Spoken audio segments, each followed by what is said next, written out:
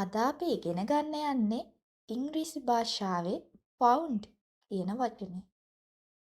සාමාන්‍යයෙන් පවුන්ඩ් කියුවම අපිට මතක් වෙන්නේ හමු වුණා කියන තේරුම. වුණත් තවත් විශේෂ අවස්ථා කිහිපයකදීම අපි මේ වචනය පාවිච්චි කරනවා. මුලින්ම අපි බලමු මේ වගේ වාක්‍යයක් ගොඩනැගෙන්නේ කොහොමද කියලා. මෙන්න මේක තමයි වාක්‍ය රටාව. මෙතනදී කම්ප්ලිමන්ට් එක විදිහට අපි බොහෝ විට භාවිත කරන්නේ ඇඩ්ජෙක්ටිව් එකක්.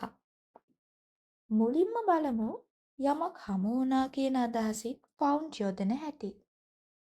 මට මගේ ෆෝන් එක හම්බුණා. I found my phone. මට මූවි එක බෝරින් කියලා හිතුණා. I found the movie boring. I found the movie boring. මෙතන boring කියන්නේ ඇඩ්ජෙක්ටිව් එක. ඇයට උපදෙස් පැහැදිලි නැහැ කියලා තේරුම් ගියා. She found the instructions unclear. She found the instructions unclear. මට පාඩම ලේසියි කියලා හිතුණා. I found the lesson easy. I found the lesson easy. එයාට එතන ලස්සනයි කියලා හිතුණා. She found the place beautiful. She found the place beautiful.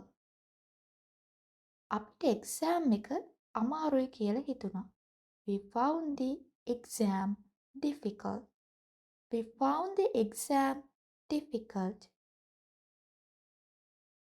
මට ඒ කතාව interesting කියලා හිතුණා. I found the story interesting. I found the story interesting. එයාට ඒ ජොබ් එක stressful කියලා හිතුණා.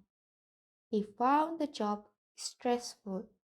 He found the job stressful. මට ඒ වැඩේ ලේසි කියලා හිතුණා. I found the work easy. I found the work easy.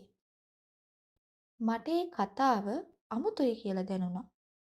I found the story strange. I found the story strange. ඉතින් මතක තබා ගන්න. found කියන්නේ හමු වුණා කියන එකට විතරක් නෙවෙයි. හිතුණා හෝ දැනුණා කියන අදහස් ප්‍රකාශ කරන්නත් යොදා ගන්න වචනයක්.